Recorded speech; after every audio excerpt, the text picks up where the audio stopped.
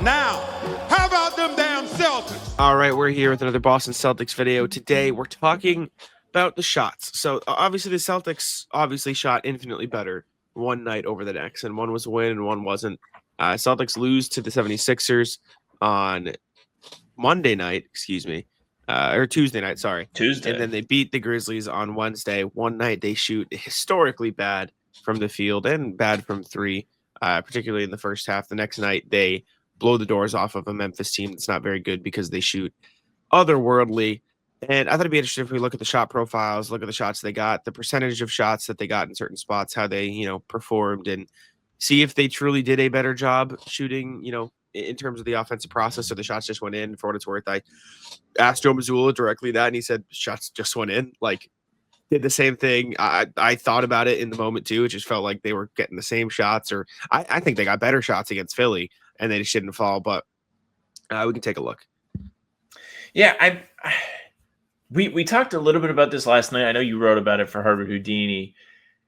It doesn't feel like we've been watching a bad basketball process for a lot of this season. I think you could make the argument that like some of the Anthony Simons possessions aren't always pretty, but they were much better against the Grizzlies. Like that's one possession or one player who I think has improved over the last like couple or 2 weeks offensively in terms of like the outcome of when he puts the ball on the floor. But like for the most part, I think the Celtics are getting the shots they want. Jaylen Brown's getting the shots he wants from the mid-range. Derek White and Peyton Pritchard were missing a plethora of the same looks they had cashed in on for the last 2 seasons. Like there's a lot to like about the creativity of Boston's offense so far. And I know we'll see some of that in these clips.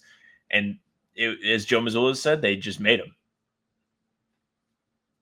Exactly. So before we even look at some of the clips, I checked the stats, right, of how many shots they took from each spot. They took almost exactly the same number of, or percentage, I should say, of wide open and open threes.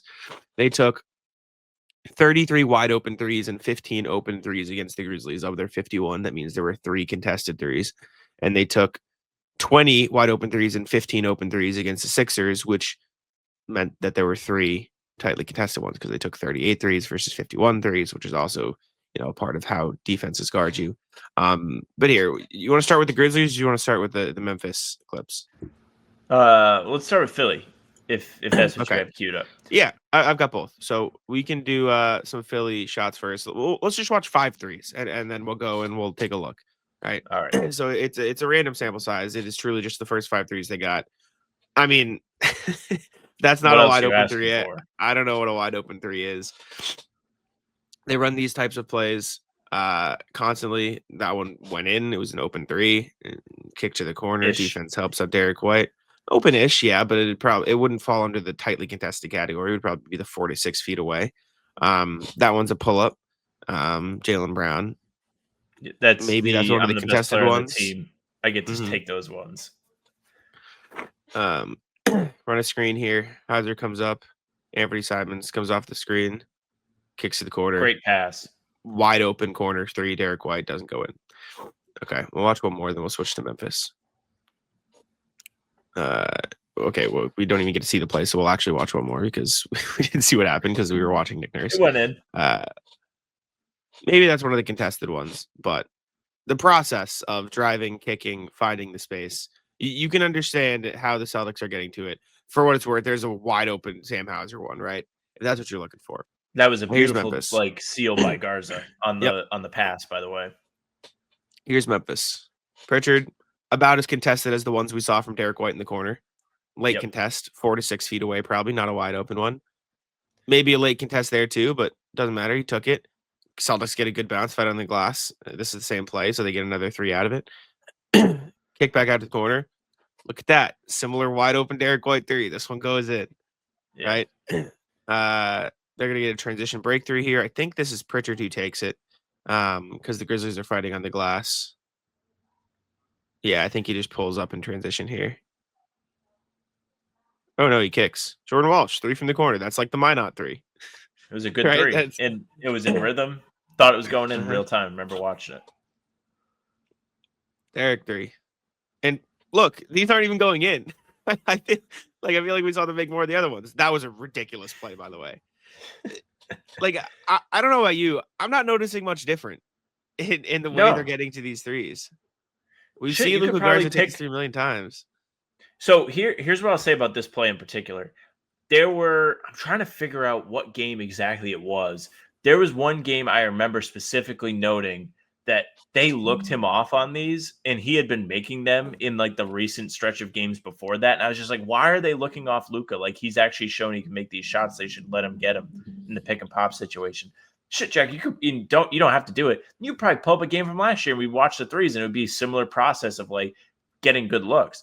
That's what has made this Celtics season so mind-boggling so far. Is you're watching a similar style of play, or the same players getting similar shots. Even that shot's an air ball. It was in real time. I think Came I was off like a just screen. a little ambitious because the guy played it well off the screen. But like, there's nobody within Pritchard's area code on this shot. And it's been so infuriating because those are guys can make the shots that they both just missed, and they haven't been making them for the most part this season. Derek and Peyton both played well against Memphis. It was the first game where Jalen, Peyton, and Derek played well all at the same time. But Derek in particular has really started to look more like himself over the past week, and it's enabled them to be like just more offensively dangerous. I know the results haven't been there still, but all of like the advanced stats, the net rating, the offensive rating, the defensive rating, I saw Sean Grandy share something today that was like their top 10 in all of them, which might not be true. It might be like one of the like different websites. Like if you went on NBA.com, it might not say their top 10, all of them. But the eye test tells you that this team is not like, it's not the same level of team as the Grizzlies team that we saw last night. That's 4-9. Let me look at the NBA standings real Look quick. at this. Look at this shot. When is the last time you saw Anthony Simons miss this badly on an open? Like, what? It's crazy. Like, told you, man, that hoop was low, or something was wrong with that hoop. They were getting great looks against the Sixers, and they just didn't fall. And they got great looks here against Memphis, and they did. And sometimes, as frustrating as that is, that's what it comes down to. And it's not a coincidence that the Celtics blew the team out in this one and were in a one possession game in the other one, right? Like, I think that's what you're going to see a lot. And I think it's just frustrating that they've been relatively cold for a lot of these games to start, but those games like the Philly game are going to happen, right? It's going to be inevitable where you're going to miss some shots that you're going to, you should make. That's just kind of how basketball works. The key is, can you stay in the game enough to, when you have one of those games, you still have a chance to win? And for what it's worth, the Celtics did that. They just didn't win. They didn't get the right bounces. They didn't, weren't sharp enough in the right plays. Philly made more plays than they did, and that's just kind of is what it is. But I think it's a positive that the Celtics had one of those nights, one of those disaster nights, and they were able to stay in a close game. And I think that's indicative of this team is probably better than people give them credit for. And I feel good about them still moving forward this season. Yeah, and they did it against a Philly team that's like kind of good. Like I know like there's a lot of skepticism with Philadelphia, and like I kind of get it. Like they have a lot of hit or miss guys, and for them to beat the Celtics the other day, it did take like a Herculean effort from Justin Edwards and Quentin Grimes. Needed a half court heave. They needed the ball to bounce perfectly to Oubre. Like you can go down the list and check off a bunch of things that were like kind of abnormal, but at the same time, like Maxey didn't play very well, didn't score very well at the same level he'd scored the first couple times they played. And yet Philly's 7-4 this year, and the Celtics have had 3 one possession games against them. Like they play really well. Let's see, who else have they played in the East? They've actually played just Orlando and New York. In New York and Detroit. So like Detroit's first in the East, 10-2. They lost by 6? It was a game and it was that a felt fake like 6. pulling teeth for them to lose. Like it felt like they could have finished that off if they were up big on the Pistons at one point. They couldn't get an off defensive rebound to save their life in the second half, and yet they still barely lost it. Like they are a competent team, and from our standpoint, it's so difficult to really take anything so far and feel concrete about it because you just don't feel like the shooting right now is what it should be. Like it doesn't feel like they should be missing this many shots. And all of the clips that Jack has played throughout this 9-minute video should tell you that the process is good. And that's what Joe Mazzulla said last night. That's what Derek said. Like anybody that had the opportunity to explain the way that they've created their looks will tell you the same thing. Like they like the shots they're getting. Yeah, I just think they've had some rough nights, and I believe they will turn it around. I think based on, like, look at this. I don't know if this one actually goes in, but these are the shots. Like, at a point, like you can complain about the threes all you want, but these are threes we've seen them make a million times. Jaylen Brown and Derek White were just butt naked, wide open, and they both missed. Right? This isn't Mish Kada, so that is what it is. But by the way, or if you did not watch this game live as a viewer, that Nemi three, he was open for like 5 seconds before that, and he said, "Fuck it, we're Portland," because nobody did anything to really get open, and Philly was daring him to shoot, and he was like, "Man, I'll fire this up. I don't care." They just, the NBA is so weird because people say it's a miss league, and it absolutely is. But the sport of basketball, when you're playing at a high level like this, is the ball still has to go in the basket. But what you're really trying to do is create the best looks for yourself to get away from world-class defenders. Like, it's not like Jack and I playing pickup where like one guy that's nasty can make shots and his team will win every time. All of these guys are nasty. All of these guys can make shots. And the real game is trying to put yourself in the best position to comfortably shoot the ball. And the Celtics are doing a good job of that. Yeah. It just is like sometimes you're just going to have a rough night. You got to battle through it. I thought they played a good game in Philly. The shots just didn't fall in the first half, and they came up short. And then they played well against Memphis. They played really well against Memphis. I think I don't remember the exact stretch, but I think it was like early in the third quarter.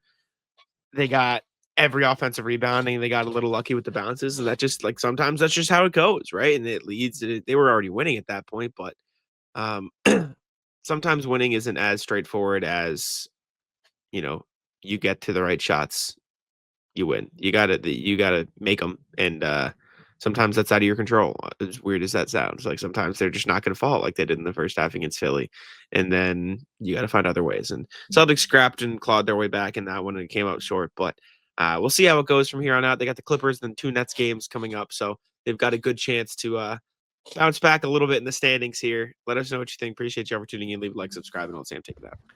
Hey, thank you very much for listening and watching. Make sure you leave a like, comment, subscribe. We are here every single day with new content. Full pods drop Tuesday, Thursday, Sunday game recaps of the morning after each game. Other videos are here in between to keep you up to date with all things Celtics. You can find the two of us streaming pregame live too, half hour before tip-off every single game. It's been a lot of fun rolling out special guests to join us every time. So it's fresh. Make sure you hang out for that half hour before every single game, 3 o'clock on Sunday. For those wondering, right in the middle of your football Sunday, if you care about that. We're on Spotify and Apple too. All pods and recaps are there. So if you just want those followed, they'll go right to your feed. Leave a 5-star review. We'd appreciate that very, very much. You can email us, hbtcpod@gmail.com. Our socials are at How About Them C's for Twitter, Instagram, TikTok. Facebook's just the name of the podcast. All streams are there. They're on YouTube. They're on Twitter. Jack's Twitter is Jack's Money NBA. Mine's at Sam LaFrance NBA. That's it for us. Bye. Taco, come on. Taco's having some fun here. That is bogus. These guys are ridiculous.